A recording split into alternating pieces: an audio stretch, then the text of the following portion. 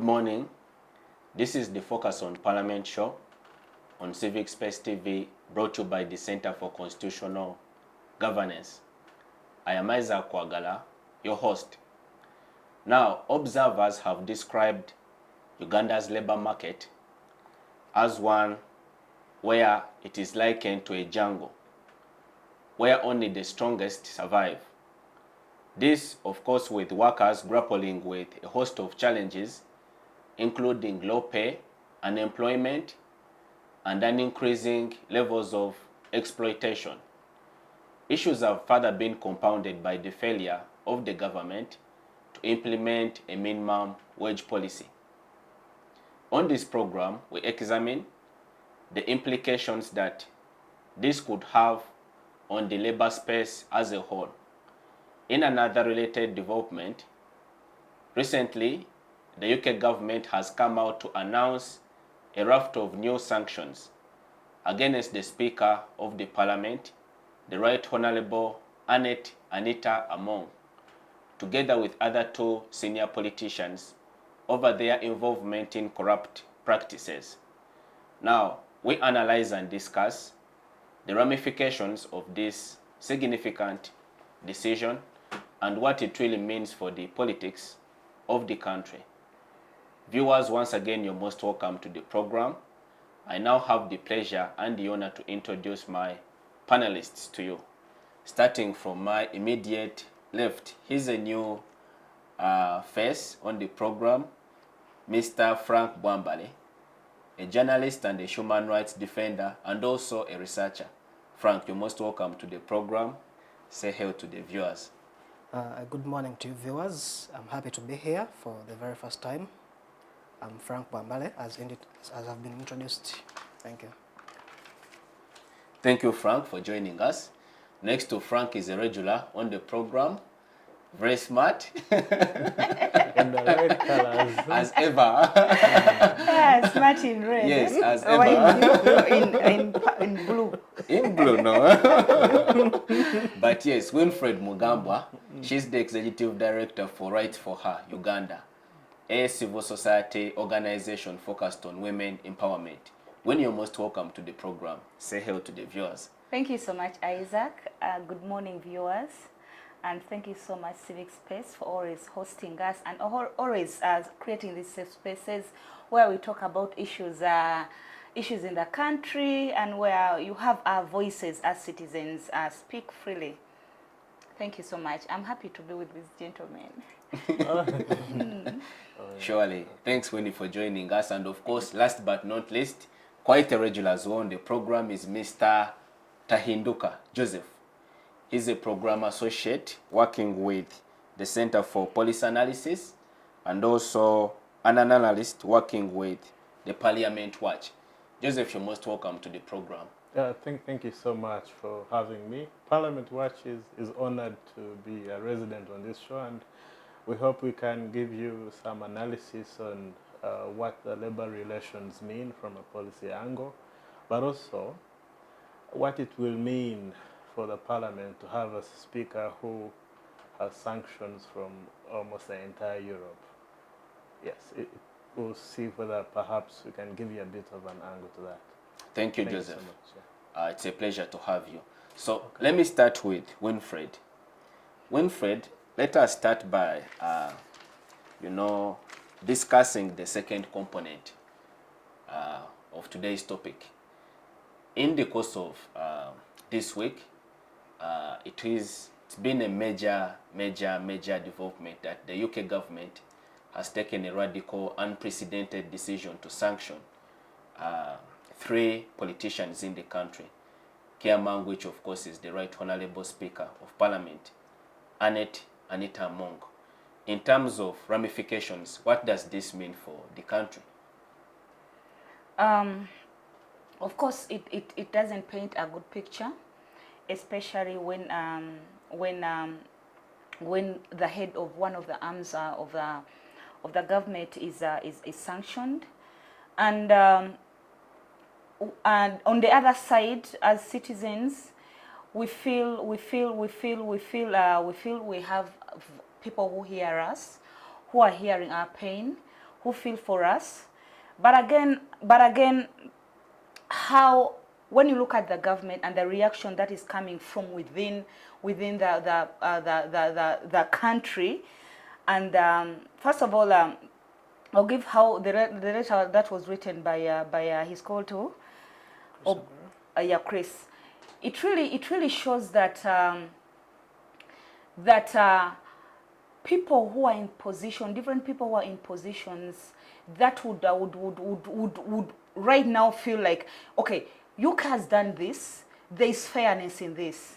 Yes, the government, the president is quiet, other ministers are quiet, and then a letter comes well signed on the and headed with the arms of Uganda, and it shows that the speaker they are holding a speaker accountable.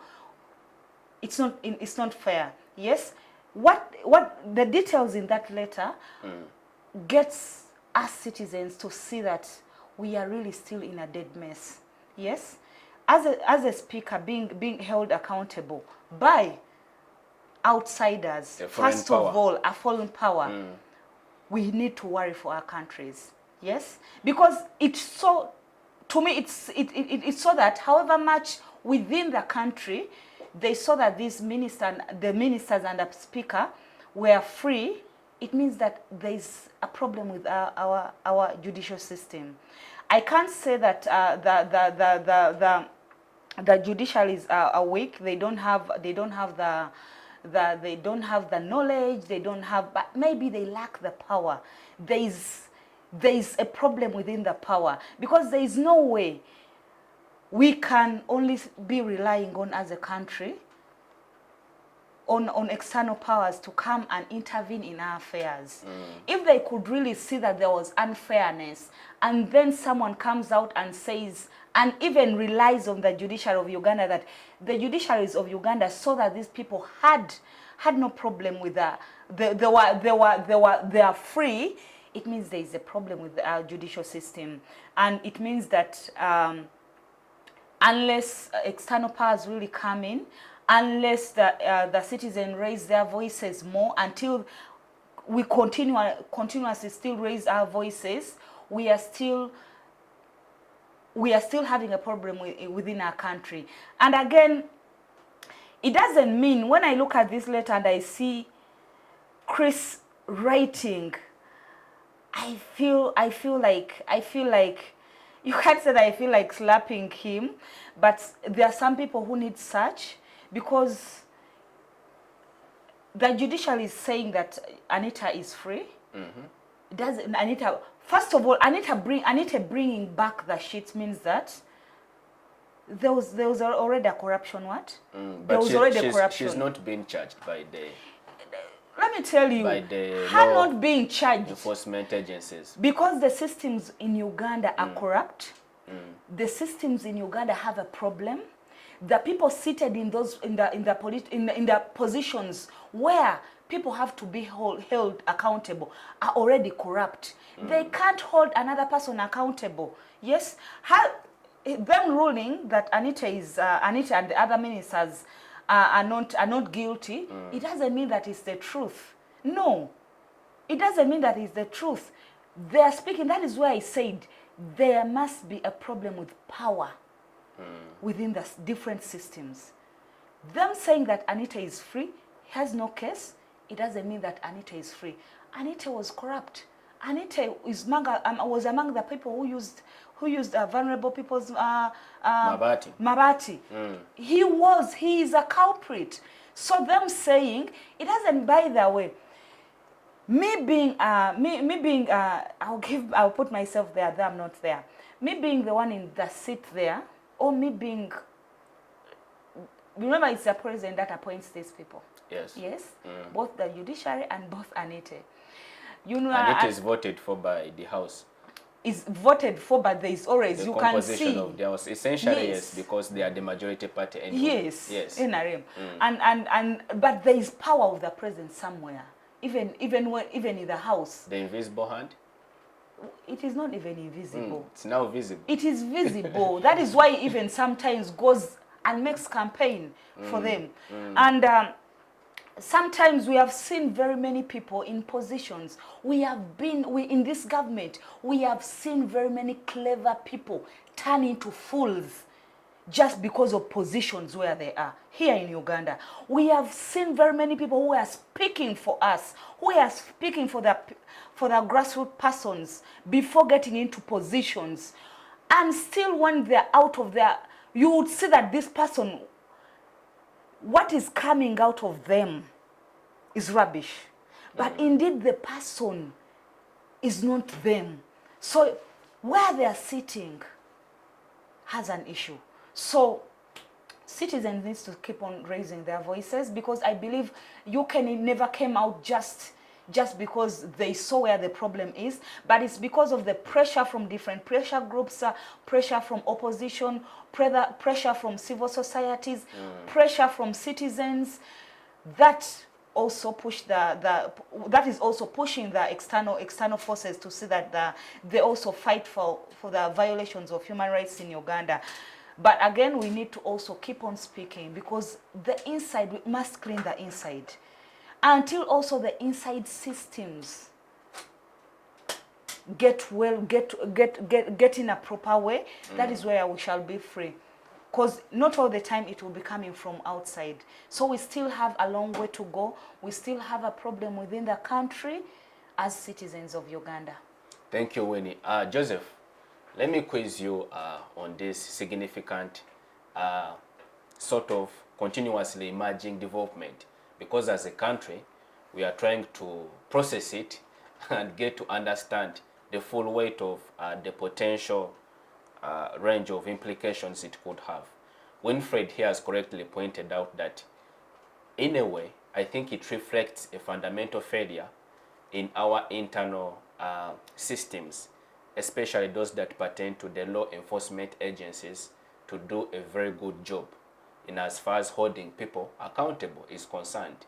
Now, the speaker has been sanctioned by a foreign power, and this is, you know, a country with whom we've had very good, warm, historic, traditional ties with. So questions are now arising. Are we going to still have the same sort of relationship? Because if you look at the national order of precedence, the speaker ranks number 3. But also you realize that in terms of business, trade, economics, there is so much that we, you know, mutually share with the UK. So practically speaking, what are the likely implications on the international plane, but also here back home? Are we likely to see a first speaker now? Maybe is she teetering on the verge of political limbo altogether? What could you say about this? All around the world, sanctions have various effects on those for whom they are intended, and I'll speak to various scenarios. Let's get to the most sanctioned country on the earth, which is Russia. The first reaction it had when it was sanctioned over its human rights abuses in Ukraine, the first reaction was to start to do illicit trade in order to compensate for the resources it was losing elsewhere. The second was to run a propaganda machine which was claiming that their war in Ukraine was legitimate, and that's why I wanted to concentrate most of the analysis. And their argument was that they had a legitimate right to protect themselves against another country, and that was their narrative. When you juxtapose or relate that to how the Speaker's office, as it has been mentioned, their reaction is that Speaker Among is being targeted for her firm stance with regards to homosexuality. If you know about argumentation, people in politics normally bring what they call like a red herring. A red herring normally is like a fish which is smelling, so they put it there as something which is smelling, but such that you are distracted from the actual issue. So you realize that that's the very same response they used during the Parliament exhibition. That is the same response that Museveni uses when he's trying to be held accountable, President Museveni, on corruption. So they try to run like a propaganda machine or a propaganda message that they are being targeted for their firm stance on homosexuality. And that's the response they are going to have. And I think towards 2026, and I think I have a colleague here who should speak to this, we're going to see a lot of political rhetoric from the NRM government, and we know that Speaker Anita Among is third in command. They're going to have political rhetoric to the extent that the opposition is being funded by people that are behind our act, the Homosexuality Act 2023. So we're going to see more of that, and it will be like a patriotic stance. Remember, it's the same rhetoric that the state used to counteract what they perceived as a movement, people power movement, that was funded by alternative actors. They went ahead to shut down the biggest donor facility that was advancing democratic governance, the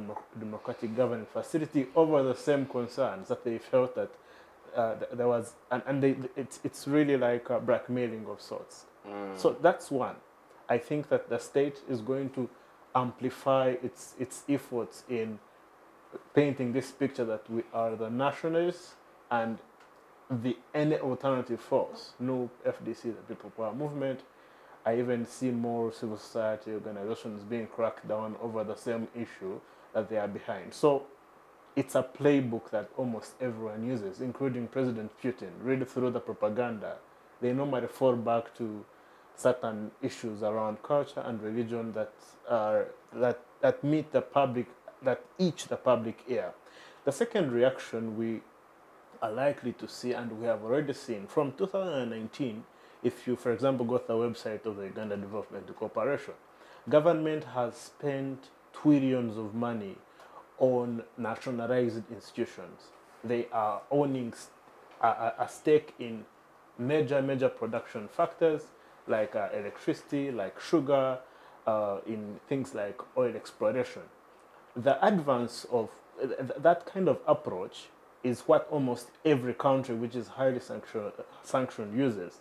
The idea is to be self-sustainable, such that in the event that the sanctions become hard, even on the country can have a production systems that can self-sustain. Because I see sanctions from everywhere, and apart from the global east, well, I like to see sanctions from the entire global north, Europe, and America.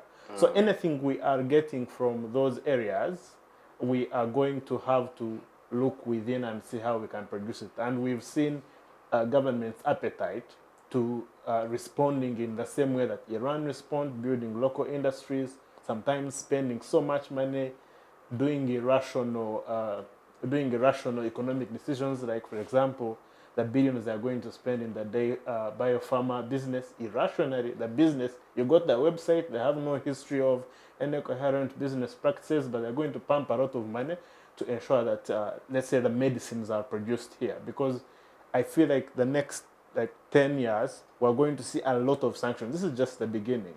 And as a result, for us to thrive economically, we will need to produce almost everything here.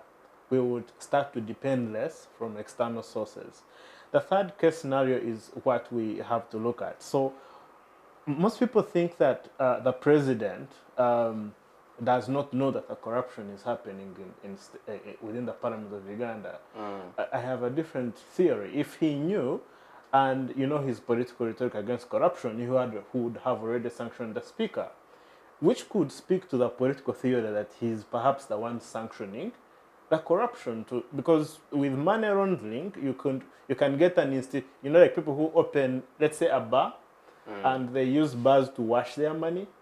I feel like the institution of parliament itself, it's like where money flows from the treasury through the parliament and back to the NRM coffers. And of course, 2026, they'll splash that money like no other business. And of course, just like the trial normally is, Ugandans will be excited, they'll eat the money, they will look like they have voted Museveni, and he'll be back in power. So it's like a money laundering, like that. If you see like the amount of money we spend in supplementary budgets, like Honorable Semu Junganda said, Parliament is like a whole. Do we honestly think the state is using that money for things that are constructive for the state? If they were, we would be seeing them. But because they are not, and it is money which is just flowing back for political patronage, for the state overstaying in power, no one questions it. Even Speaker Among, because he's playing the very same game that, of course, her bosses are telling him to play, he will assume like nothing is happening. So for me, like I said, three things. One, sanctions are, people react differently to sanctions, but the NRM government is reacting using the very same playbook as Russia, same playbook as Iran. Two, we'll see more of these. And three, we shouldn't particularly only see the speaker as the one sanctioning the corruption. I think there could be bigger powers that are using parliament as a way of laundering money from the national treasury back to another system which is supposed to keep the NRM government in power maybe for the next 10 years. That's my political theory. Thank you, Joseph, for your analysis. Frank, Yes, let me please. come to you. Is this an arbitrary measure or action by a foreign power to, like the office of the speaker has reacted, to intermeddle in the domestic politics of an independent and sovereign country like Uganda?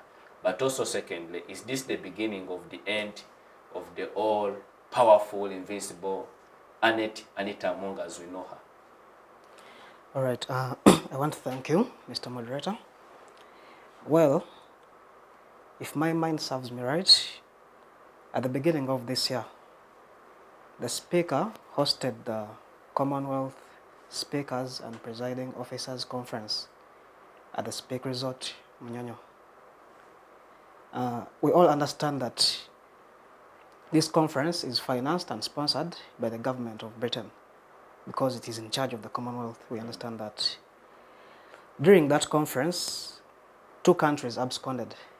They didn't delegate people to represent them. That was the United Kingdom itself and Canada. They didn't participate in the CSPOC conference 2024, January this very year. After that, the speaker tried to lobby the Right Honorable Anita Among. She tried to lobby for an engagement with the United Kingdom so that she can clarify, because the protest that those two countries had staged was premised on the famous anti-homosexuality bill of 2023.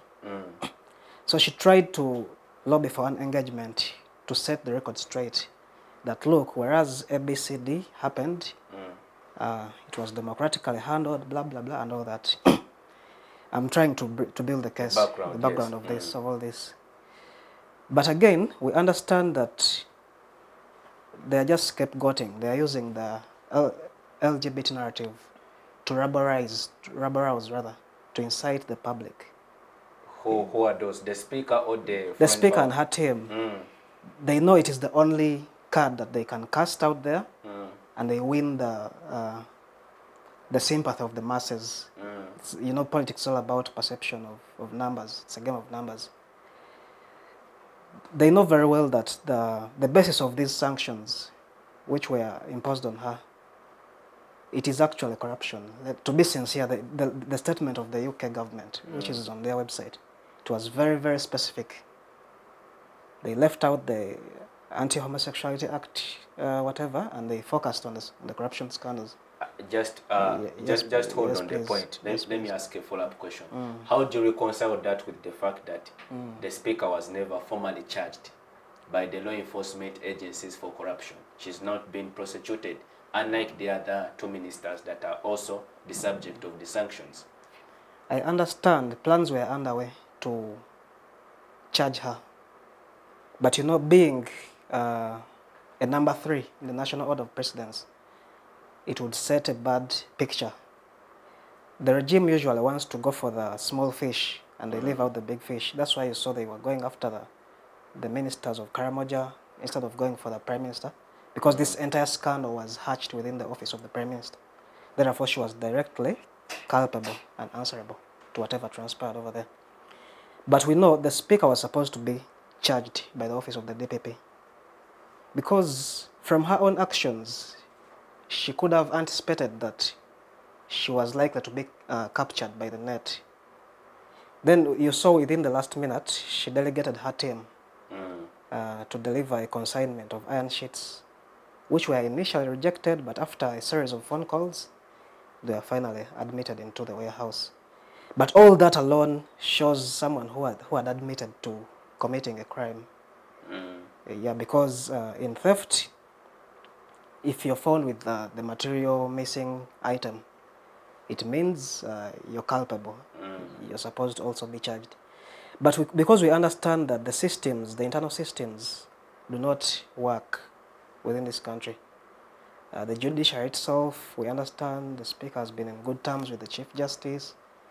We all remember very well when the late Right Honorable Speaker Jacob Olanya was sick.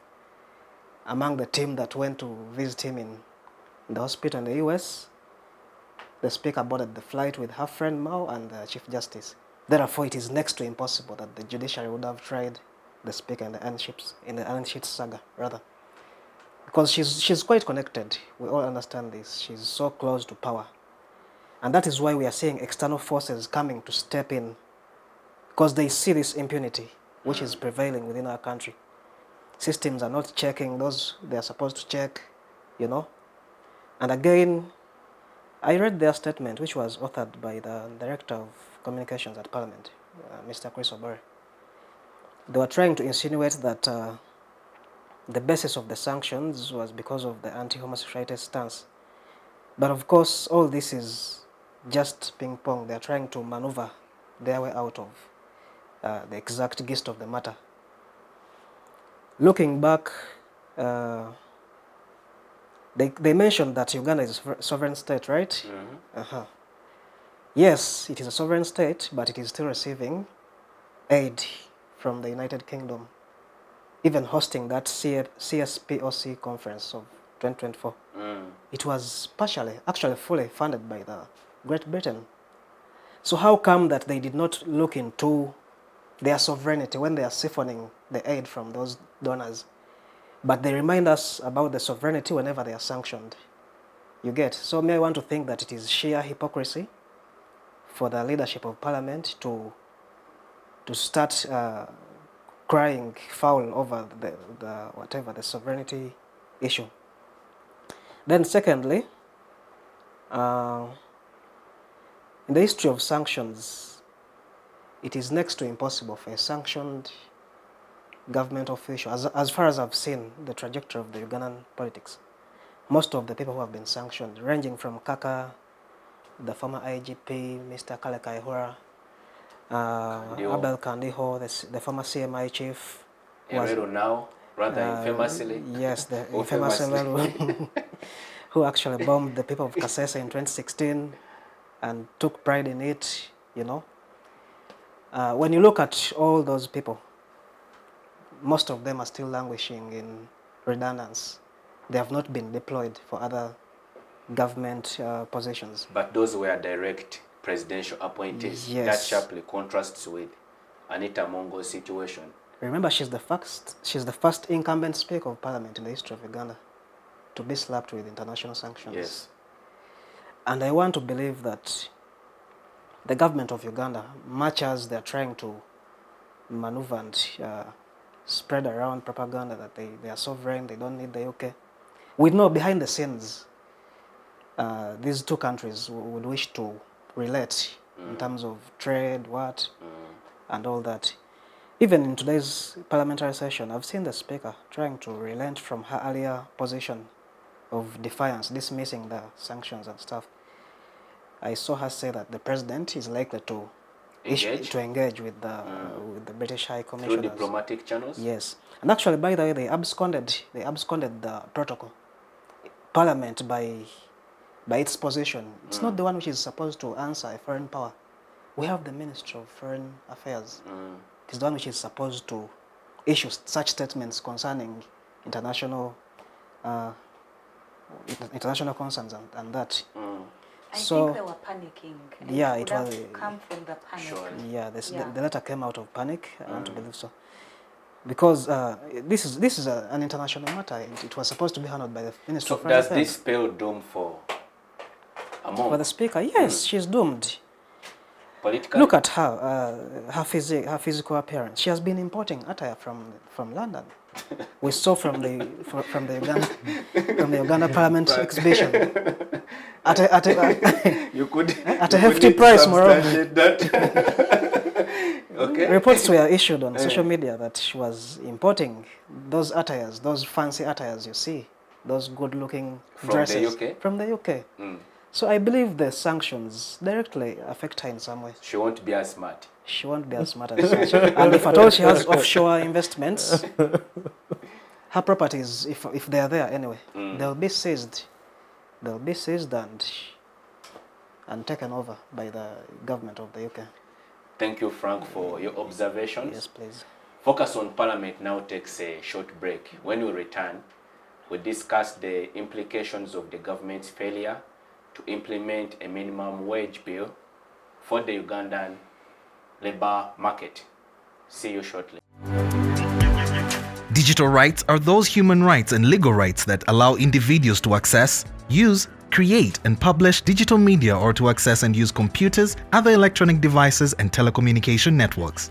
Digital rights include a right to freedom of expression, information and communication through technology, a right to privacy and data protection, a right to credit for personal works, a right to universal and equal digital access, a right to identity, a right to anonymity, a right to be forgotten, and a right for protection of minors, among others. The state's digital rights are frequently violated through various unfair actions, for example, blockage of websites and social networks, theft of credentials, unauthorized use of people's data for personal gain, privacy intrusion, online censorship, arrests and intimidation of online users, internet blockages, and the proliferation of laws and regulations that undermine the potential of technology to drive social, economic, and political development worldwide. It is hence every citizen's responsibility to respect rights of other digital users and to speak out or report to the responsible parties when one's rights are violated. Welcome back. This is the Focus on Parliament show on Civic Space TV. In this segment, we discuss the plight of the Ugandan workers amidst a failure by the government to implement a minimum wage policy. Let me start with you, Winfred, once again.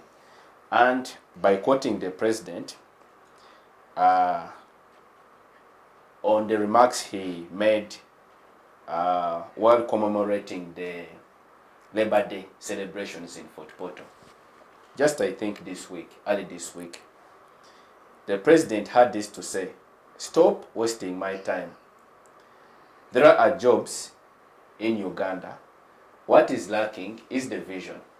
Of course, the practical implication of this is that he's not responsible for the adverse state of affairs in the labor market in the country. And in his judgment, he thinks someone else is. But he's the president. So I want to ask the question.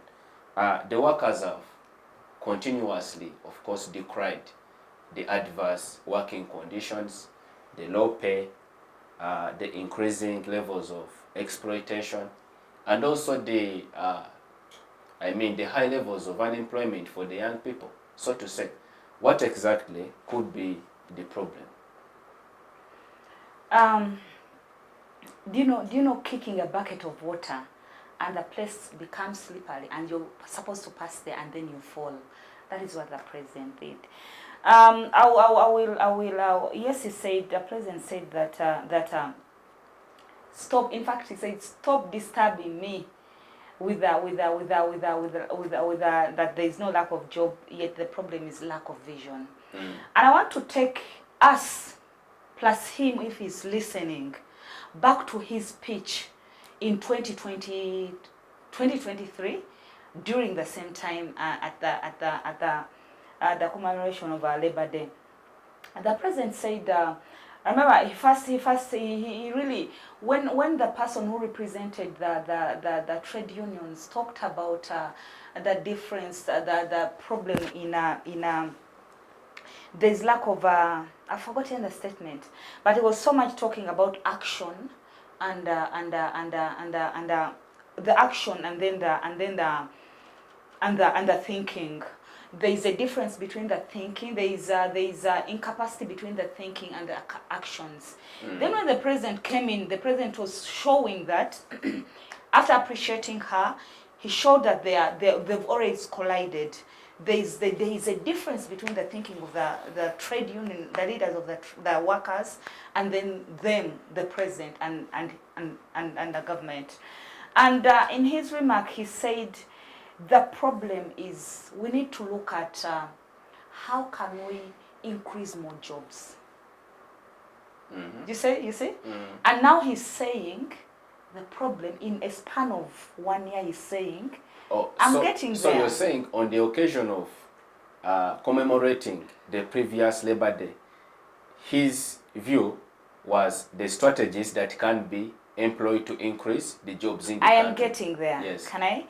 The president stated that our problem wasn't what the leaders of workers were saying, but the problem of our country was how can we create more jobs to employ more people.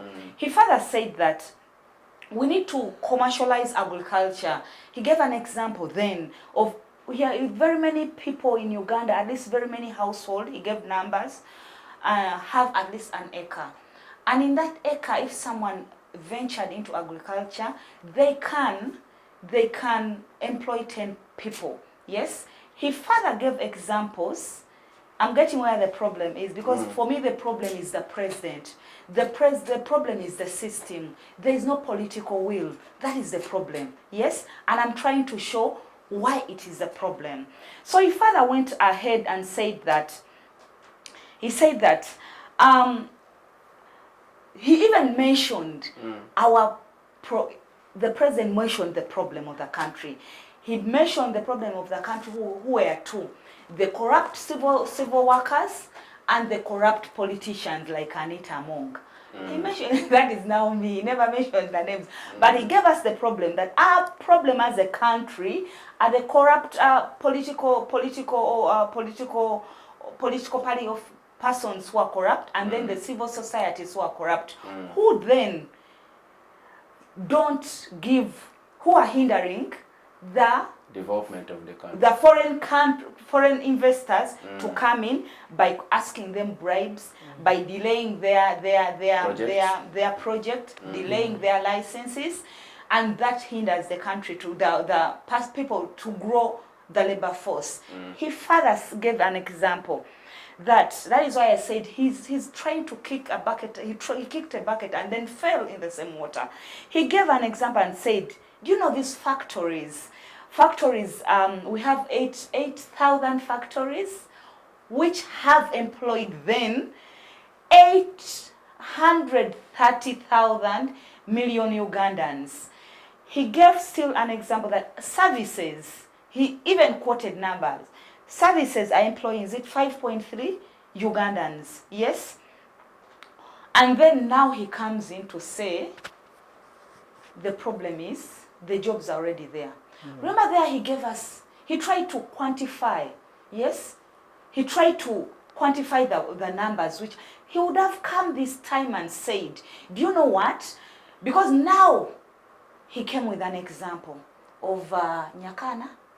He was giving an example of, I think the name is Nyakana, who then had, by the time the president gave an example, gave advice around agriculture, had decreased his acre from 4 acres to 2 acres. On 1 acre, the person is having a poultry. Every month, the person earns 16 million. You get it? He's giving an example of one person of the whole what? Country. You get it? But remember, in the other analysis of 2023, he really analyzed even the population. He went down to the household. If he was really having a will for developing the labor force of the citizen of Uganda, not having a will, a feeling for the investors, I think we would have had a wage bill. Him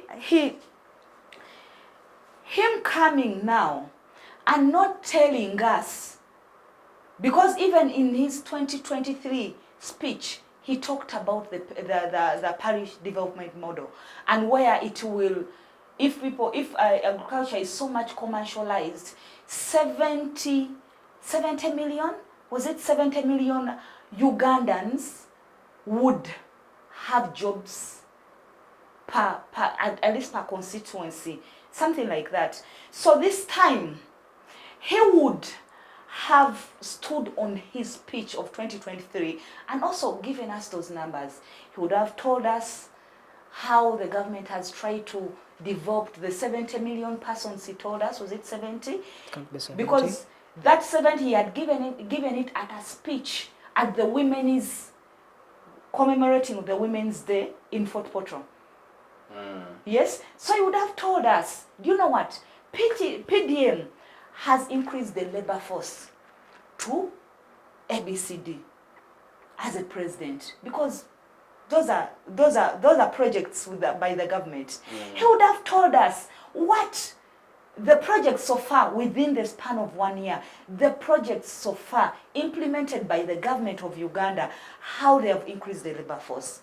Him standing and giving us an example of one person, yes, and he has even not told us whether by the time that person had the capital, because now we know the person had the land. Because when we are talking about labor, when we are talking about economic things, when we are talking about money, we don't only talk about money in solid, like cash. When we are talking about capital, there are very many factors that contribute to capital. So talking about labor force, those who are going to employ people, meaning that they have the capital. Yes, one of the reasons why the wage bill wasn't enacted was giving reference to countries that had enacted the wage bill. They quoted that companies, investors have gone out of that country. What does it mean for me, a citizen? It means that my president favors more the investors. He thinks more the investors than the citizens. Because another thing, if we have the wage bill, it means it's going to protect the citizens of the country. Yes? Him not looking at it that in this bill, when it comes in the country, when it's enacted, it is going to protect my people who vote me, but rather he looks at it chasing away investors. It means that he doesn't feel for us. And again, he promised during the 2023, because me, I'm trying to look at these two speech. In 2023, he saw the need of meeting the leaders of workers during his speech, and he promised that he's going to make sure that he meets them. 1 year down the road, we saw the leader who represented the leaders of the workers saying, begging, and now, by the way, we are sometimes the problem. We are causing the problem.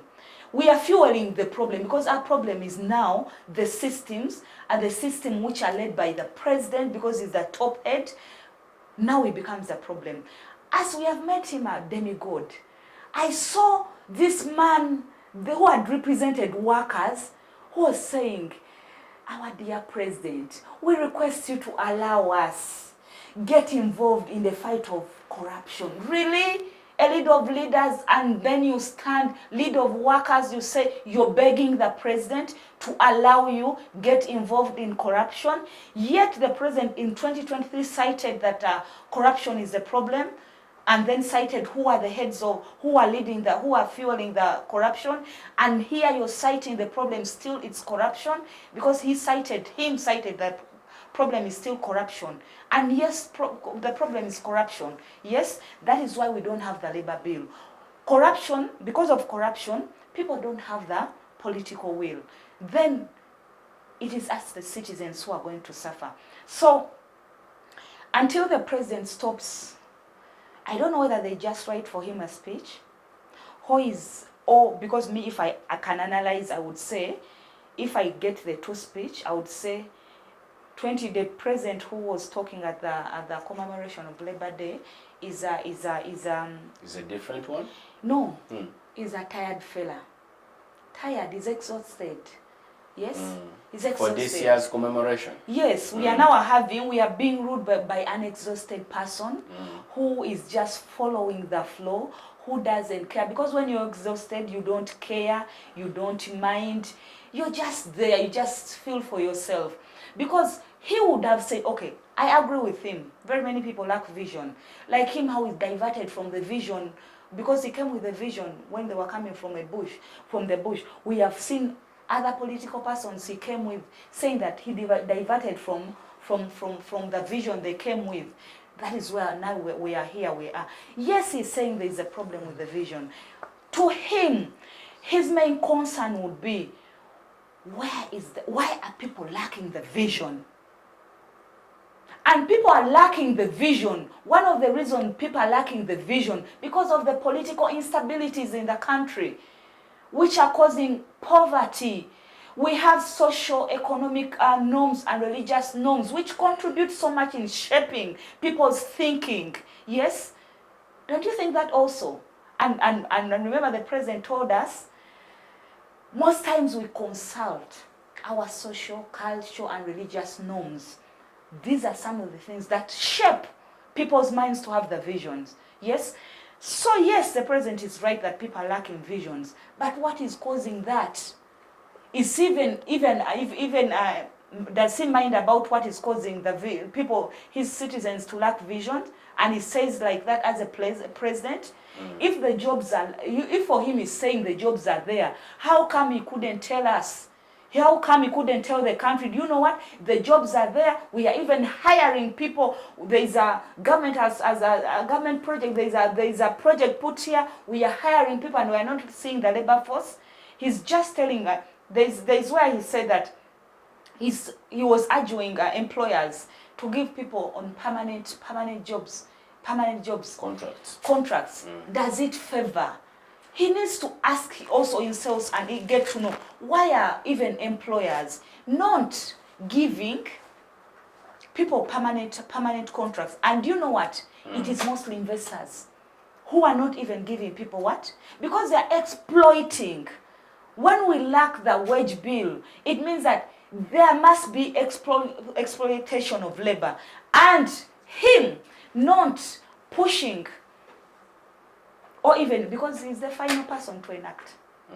And we all know when Kadaga was the speaker, pushing for the bill in place, he's one of them who failed it. He failed it, which means he's fueling, he's supporting labor exploitation, our president is supporting income inequality, our president is supporting poverty, because when people are poor, he will be able to rule us the way he wants. He's supporting instability within the country, because when people are poor, it means that there will be political instability. Yes? So the problem is him. Thank you. Joseph, thanks Winnie for your views. Joseph, let us interrogate the issue of the minimum wage policy further. Previously, and when he has referenced it, that the 10th Parliament made an attempt to legislate and put in place a comprehensive law to determine payment as between the employer and the employee, to regulate the labor relations in the market. We also understand that that bill, after the deliberative processes in Parliament, it was vetoed by the President himself. And the justification he gave for that was that it wasn't required, as there was sufficient legal mechanism to regulate that matter. So I want to ask the question, is this the same president that takes to the podium over on the occasion to commemorate Labor Day in the country and claim that the reason as to why we have no jobs in the country is because people lack vision? But in his assessment, there is an abundance of opportunity for everyone to virtually get employed. What could be the actual obstacle in this path? Museveni and our dear president is not wrong that Uganda is rich in opportunity, that then we can employ these very many 22 million Ugandans who are working and meaningfully employ them. He's not wrong. The problem is that the environment that has been constructed by the economic policies that the NRM government has created from 1986 have created an environment where engagement in agriculture is not meaningful, where working in Uganda is no longer meaningful. And I want to refer to a recent Bank of Uganda report which said that just 1%, 1% of the 22.5 million Ugandans that are of a working age earn just 1 million. And 49% of those earn less than 500,000. That speaks to a bigger issue. The economy is not doing well, and you cannot divorce or delink the wages that we are getting at the bottom from the performance of the economy, because there's a direct link. And that could speak to that shiny reason he gives, really, but to protect the idea that the economy is just not doing well. As a result, no investor can meet these shiny things like the minimum wage bill in an economy which is not working. So I think that's more or less like protectionist. We have a lot of opportunity. We have minerals in Uganda. We have oil which has kept under the ground for I don't know how long. We have one of the highest rates of corruption just within East Africa itself, live around the world. And there's a lot. We have people who are miseducated. Statistics show that more than 80% of people who graduate every year, they find no employment. No employment, yes? And two, even the 20% that are here, they're underemployed. You find journalists who are getting 5,000 per story, not even a salary, 5,000 per story, yeah? You find people who have done 4 years of a mechanical engineering degree, being employed. I have a friend who's a mechanical engineer, now he's a teacher, earning miserable money. I'm talking about money which you cannot stand in public and say, I'm earning this kind of money. So it speaks to a broader problem. But then I think there's then another perspective that needs to be considered in this entire conversation, which is that the government has a cardinal role in protecting the last mile citizen. And that role cannot be delegated to the employer. And this speaks to now the ever-growing trend of more mechanization and the advent of artificial intelligence. A recent, I think around August 2023, we know Atiak Sugar, where the government has about 40% of equity. They imported machines to mechanize even farming itself by 100 billion machines. You know the processing line? The way you bring in from the crushers, that is an entire automated process.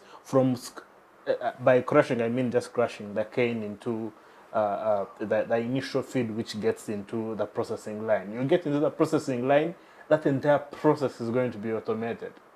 My point is that where we are going, even these jobs he's talking about that industries are bringing, are not going to exist, especially with the advent of artificial intelligence. The very nature of capitalism is that people, especially those that invest in industry, they want maximum profit and to minimize expenses. And that speaks to why they pay very, very low wages, because theirs is an interest in getting maximum profit.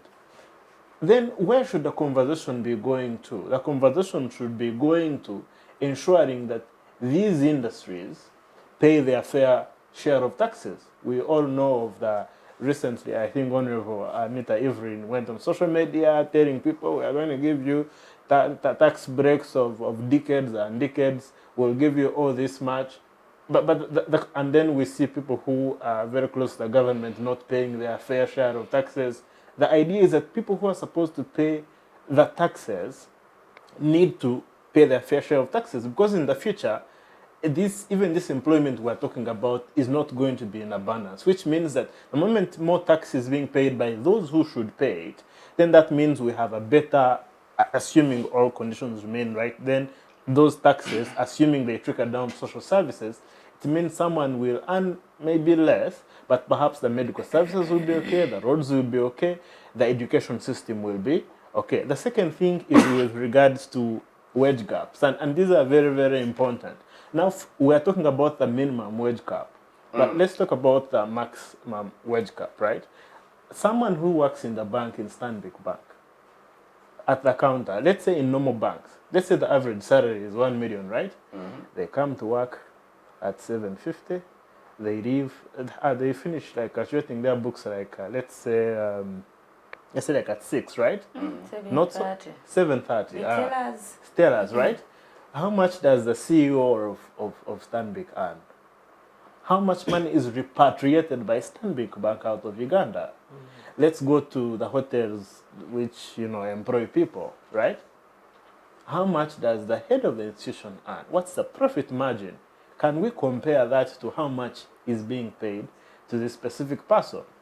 Other economies have started conversations around capping the salary from the top. Like the distance between the person who is at the top and the bottom should be lower, such that the moment there is a cap, then the possibility of that money being redistributed to ensure that someone who is at the bottom is fair. And then that crosses over to even the public sector. What's the wage cap for Joseph, let me interject on that point. Kindly. Is it possible for us to achieve and realize some sort of maximum cap or ceiling on the wages without us putting in place a foundational minimum wage policy? And I am particularly interested in that answer because I keep on asking, why is the president vigorously opposed to the enactment of a minimum wage act? Like I said at the beginning, he's opposed to it, but because it's not realistic in our context. The economy is doing badly, and the very nature of economies that are doing badly is that even when they are doing badly, there are people that are benefiting from those bad economies, and those are the few investors who invest a few $1 million. So even in order not to lose those few, of supermarkets that closed because the average power purchasing parity of the population had gone down. We all know of things like McDonald's can't operate here because they wouldn't make the margin that they are supposed to make. So the moment you put a minimum wage, from economic theory, you're going to see many companies flow out because the economy is doing very, very, very, very badly. So it's the least he could do is not implement it and leave it to the forces of demand and supply. But at a broader level, like I was saying, we know countries like Kenya where there's like a minimum wage. Even when you implement it, it does not trigger down to it working. We know people within Kenya who still earn below the 450,000 cap that they put. We all know people still within the United Kingdom who are operating below the 14.4 euros that they set as a minimum wage gap. So the idea is that even when you place it, it does not mean people are going to observe it. So sometimes some laws can only work when you've gotten to a certain threshold of economic maturity, and I would beg to be guided here in case someone has an alternative opinion. And that's why perhaps he gives a shiny reason, there are enough protections even when they don't exist, because the concession that the economy is doing badly is not something he can stand on, especially having led us for the last 40 years. As I conclude, there must be conversations around a social protection that we must start having intentionally as a country, things like the universal basic income. And by hypothesizing, I don't mean the Museveni government is capable of doing it. It could be a conversation in a post-Museveni era. It could be a conversation for the next government around how to protect citizens. Because away from the regime as it is, there are realities that we must meet as a nation, even if Museveni was there or not. And that's the changing world where people, most industries, which normally employ so many people, are going away from being human-oriented to being a bit more automated, mechanizing the entire process. So things like having a robot tax, having a universal basic income, taxing those that have these industries more in order to help those that are at the bottom. These are conversations we have to start. They may not happen within this regime, but it doesn't mean we should not get ready for a point in time when, say, we have to have these conversations around protecting someone who is at the margins. Lastly, recently I was in a conversation with friends. One is a journalist, Daily Monitor. He says, if I get an opportunity out of Uganda, I'm going to go. The next minute they tell me, I'm going to go. In my other life, apart from working at Parliament Watch, I run a company that supplies some education services to schools. We deliver civic education. So students study. No one tells you we are going to work in Uganda. Because what reason do they have to work in Uganda? Yeah, tell me. A lawyer in just South Africa is going to be earning like really 20 times more than you in London, in the United States. So, or even just basic teachers. Everyone is trying to immigrate out of the country. Yes? It's like when there is heat in a room, everyone wants to leave it. So you find even children, even us, that want to ask around. Most people, the next second they get out of the country, they want to utilize that opportunity. It speaks to how labor in Uganda is not meaningful. It is not. It's not meaningful, and we're going to see a lot of great brains leaving the country, not because they're not nationalistic, yes, no, it's because there are more rewards elsewhere. As a result, we will remain with a proletariat at the bottom here that, yes, that can only remain in Uganda because they don't have any other opportunity to leave Uganda. That way, I don't know which kind of state we would be having in that case scenario. And that's where I come from. Thank you, Joseph, for your views. Frank, Yes, please. we are still examining the sentiments of the president in Fort Portal on the occasion to commemorate the annual Labor Day. So I want you to contextualize those remarks, even, of course, respecting the current labor market reality and relations. So the question is this an insensitive president that is deflecting from responsibility as the primary and ultimate leader of a country? Or his assessment, after all, is justified that Ugandans lack vision on how to perhaps be gainfully and skillfully employed, given the economic realities of the day? Obviously, he's trying to run away from being responsible for the impending crisis that we're having in the country. I remember in our political science classes at Makerere University, our lecturers always told us that dictators, I hope I'm not being offensive, dictators usually use impoverishment as a tool to make their subjects subservient. So the apparent labor crisis is just a political weapon. Poverty is a weapon to sustain and consolidate this regime into power. We understand that people who are well off economically are not easy to rule, to dominate in terms of power and all that. So the president understands all that. It's part of his script within that handbook, the dictator's handbook. He knows if he supports efforts to put in place the minimum wage bill, the people might have the economic prowess to start posing questions, resisting his authority, and something of the sort. But when people are out there working for daily bread, they'll not have that time to generate political conscience. I don't know if you're getting my point. So whatever you're seeing in this country, even graduates leaving the country for greener pastures elsewhere, it is not their fault. It is a government policy. Actually, just a minute. Hold on a minute. Yes, to qualify what you're saying, the president also disparaged. I remember. That's why they working for Arabs. The policy, yes, of the young graduates to immigrate and go work overseas. But interest yourself in whose labor companies migrate. Who owns those labor migration companies? It's ministers in his circles. Meaning he is an enabler of immigration. It is his own people running these companies, draining the workforce of the country. Young, able-bodied people are leaving the country for, moreover, petty work in the foreign land. So me, I fault the president for whatever is happening right here. Actually, I'm one of these people who stopped listening to his speeches. I just accidentally bump into them because I find him boring.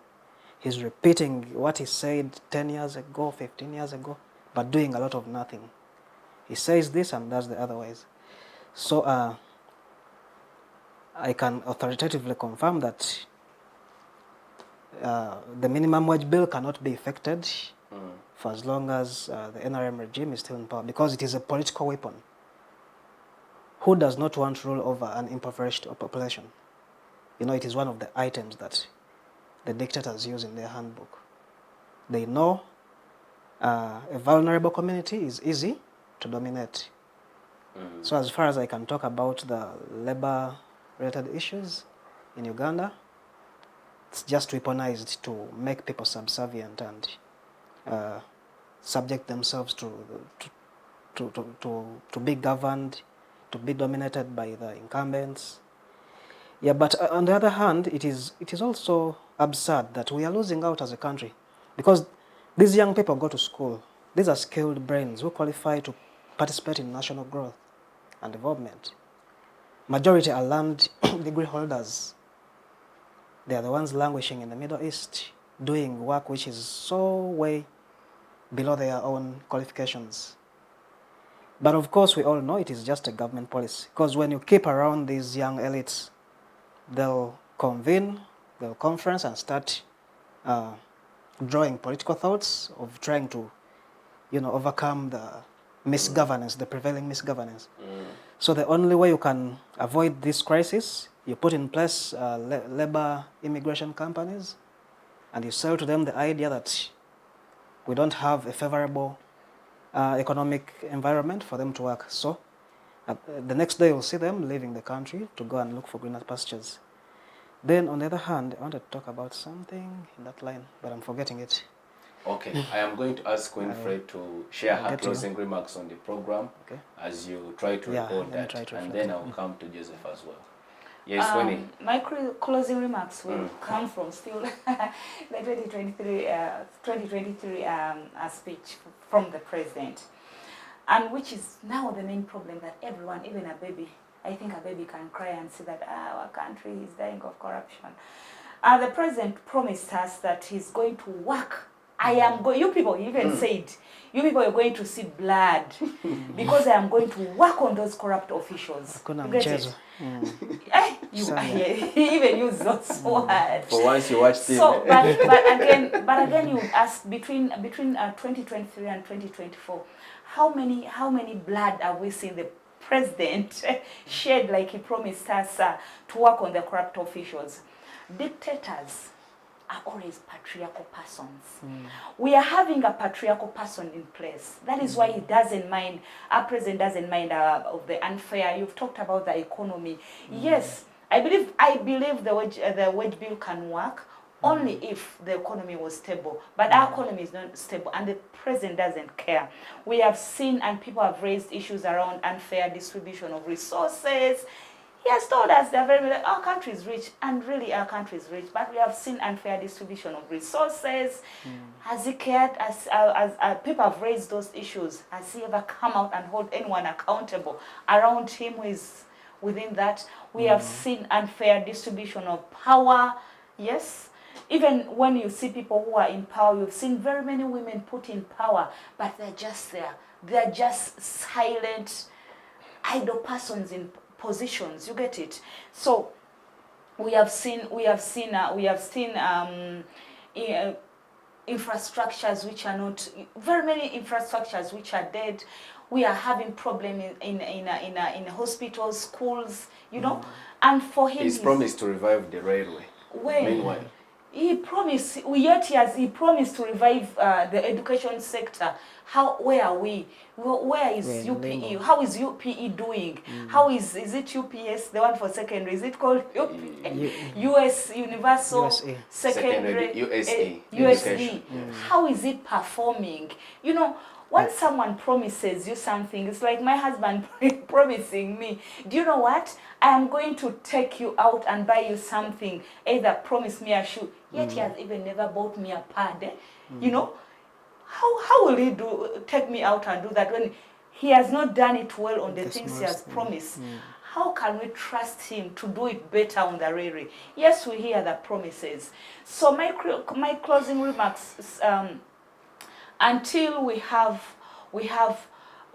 our systems checked and put in place, and until the president of Uganda now, because he's still in power, yes, and we see 2026 near, but there is still enough time for him and people around him to rob the country, to oppress the people, to violate us. There is still, this period is short, but it's a big time. So until the president and his cabinet and people we have elected in power, like the parliament, people in different, where in influential positions, until they start feeling for the labor force of Uganda. Even now, when yet the wage bill is not there, we are still the less privileged, the marginalized, the vulnerable communities are still going to suffer. The only thing I can call on, I would recommend the government of Uganda to feel for its citizens. I would recommend the president of Uganda, as you gave your speech, that the people lack the vision. As much I understand you that very many people lack the vision, but can you look at what is causing the citizens of Uganda to lack the vision, rather than you coming and speaking from your feelings? Yes, because that he's speaking from his feeling. He feels, he doesn't care. Let him, the president needs to go back. He needs to sit. You know, there's that sign when you need to sit with that other person. The president needs to have a conversation with himself of 1986. President Museveni of 2024 needs to get 2 chairs and welcomes the president, the Museveni of 1986, and have a conversation, a meaningful conversation with that Museveni of himself. Until he has a meaningful conversation with them, that is when we feel with the other persons. Then at the local level, there's that parish model, parish development model that has been, yes, there's such, but again, because people are poor, that is where I'm also arguing people who are in positions where they can influence change, create more education, because even we are talking about this wage, minimum wage. Are people educated enough even to understand that if you don't earn, because very many people are going to work and they are being exploited because they are just looking for what to eat. So let's also try to continue educate people, citizens, people in our areas. Why do we need to have labor, have payment? Why is payment an issue? Why is labor an issue that we need to speak to? Because right now it is at 136,000. It is now the considered wage. Yes, but again across, it is not like skilled, unskilled. No, it is the across now moved from the advisory board advised we moved from the 6,000 that was set in the wage bill of 1986, then now to 136,000. Is it? So let's until we need to interest every citizen from the grassroots to understand what is a wage, why the need of a wage, and we move away from having this discussion on top, because the most exploited one, and one of the reasons, personally, I believe the president would not even welcome the wage bill. Remember, he will even regulate the budget. It will regulate the salaries within the government bodies. It is not only going to affect investors. So when we discuss these bills and we're only talking about investors moving out of the country, we also know that we need to also look into why these people are fearing. They are putting the investors there that, you know, these investors will run. Yet they're also hiding that this tool, the wage bill, it will be a mechanism. It will be a tool to check us. Yes, to check it will bring in transparency and accountability at some level if our systems are good. So I am urging people in their positions. I recommend the government of Uganda with the leadership of the president to feel for its country, to have systems work. Yes, to have systems work. The way last week they were telling us how much does the state, there's some young analysts gave those numbers. The state house spends how much money? 2.1 billion per day. Per what? Per day. 2 point what? 1 B. One what? Billion. That is, you know why I came per day. Yeah? If for him, only his area can spend that. His house. His house can spend only that. Why not also have something that regulates? We need to have a tool. I personally believe that it can still work if our systems can work. It is him, he is in power to change the economic system of the country. It is his regulations and system, because the corrupt officials he's not working on. They are the one making the political, the economic system and the social and economic status die to where we are. Thank you so much. Thank you, Winfred, for your participation on the program. Ndogo Joseph, your closing remarks on the program respecting the topic. Oh yes, starting with the issue of sanctions, I'm glad that the political consciousness of Ugandans is growing. I think in the future they are no longer going to be played like cards on the table, where people place red herrings of bills and political hysteria of anti-homosexuality in order to hide their corrupt actions. I think I'm glad it is growing, and for those out there who are doing work around civic education, we need to intensify it. Every day share a message with 10 people, 20 people. If, say, it's 500 of us sharing those messages every day, it essentially means we are reaching millions every day. We need to continue growing that political consciousness that the corrupt cannot keep mortgaging the future of our children and our youth, and we are just okay with that. The second thing is that it is in the interest of the NRM government for them to be tough on corruption. And if they do not grow tough on corruption, then they are in their evening. You cannot continue oppressing people for years and years. There was going to be a limit beyond which you cannot oppress people. Even a rubber band gets to break. Even Gaddafi fell. Even Hosni Mubarak fell, Muhammad Abdulaziz, the revolution in Tunisia.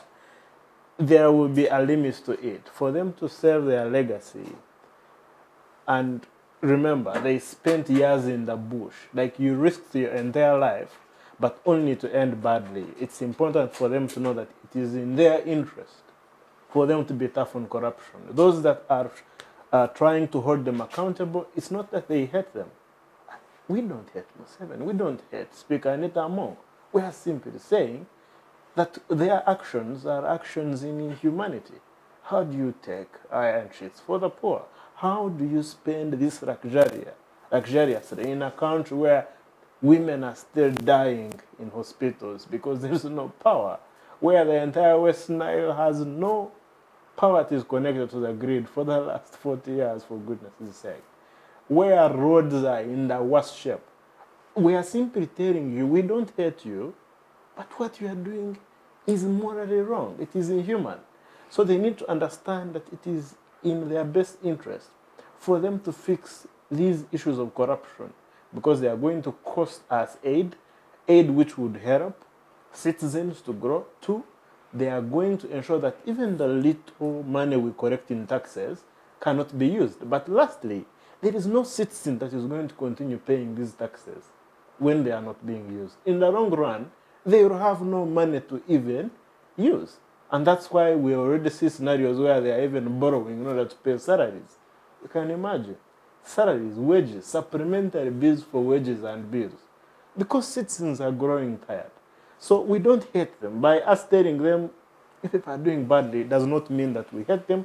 We simply are saying that the sacrifices they made in the bush and for these 40 years cannot end in them being soft on something which is about to spoil their legacy.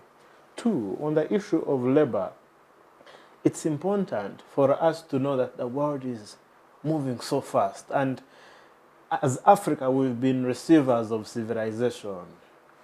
We receive it, but we never participate in ensuring we adapt to how it is moving, and we receive its consequences.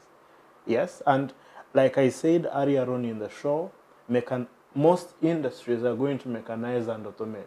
Because in the mind of someone who is starting any industry, the truth is that they want to pay the minimum wages.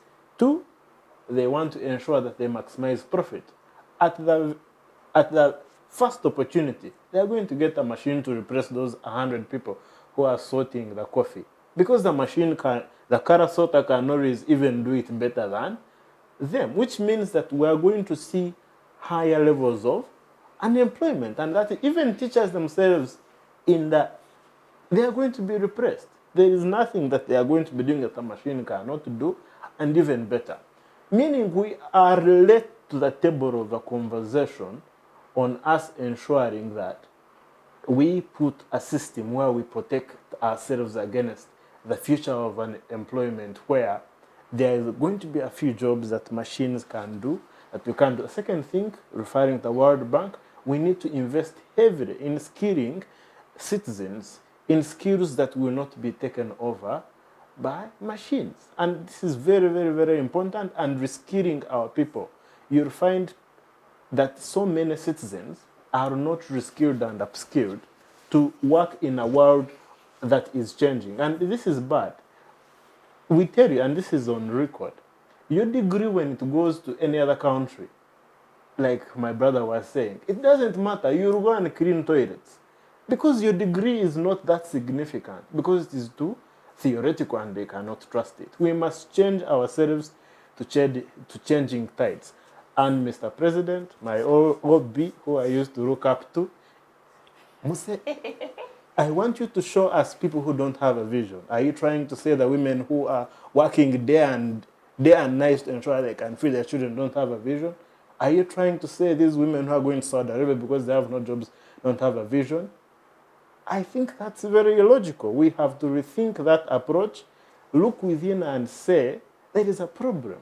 Why am I presiding over a country where a girl would rather go and, who has a degree, would rather go out of the country to clean toilets and take care of a home, sweep the compound and cook food for Arabs than remain in their own country? That speaks to maybe the failure of the vision that you created for the country. Thank you. Thank you, Joseph, for But does he also still your have a views vision? on the program. Does the president still also have a It is significant to actually state on this program that the president previously and consistently, he has always expressed that he's the only person with a vision. Which one? But For the we don't, country, right? perhaps. Then he's right. That That's best the qualifies vision. his views. I agree. But yes, Frank, your closing remarks on the program. Yeah, well, apparently we are experiencing an economic apartheid.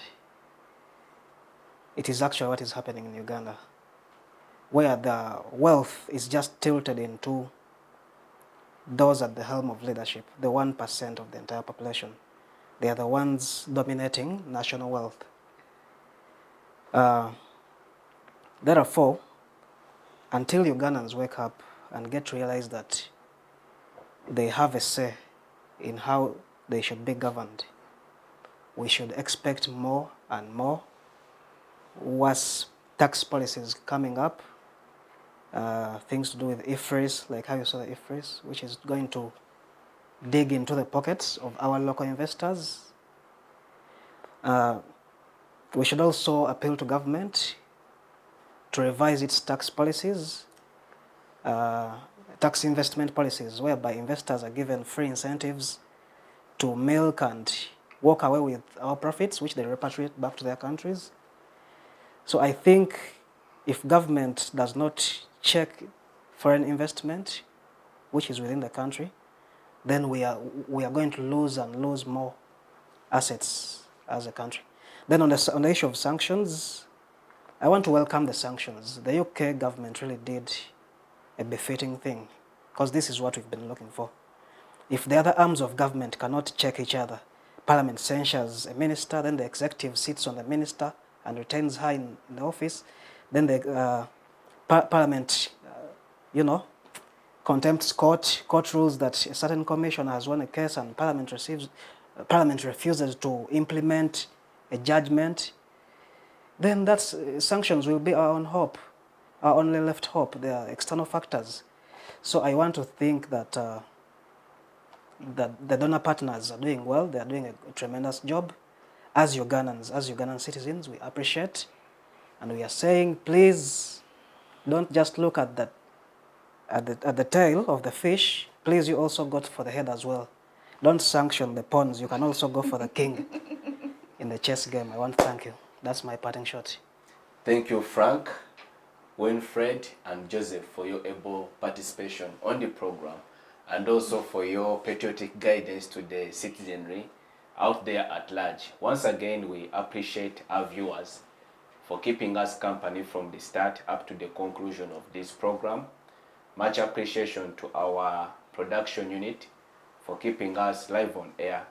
Our viewers, please engage us on our various social media platforms. We are on YouTube, where you can subscribe to our channel, but also watch this program. We are on X, we are on Facebook, and on Instagram. This is the Focus on Parliament show on Civic Space TV. We'll see you next time.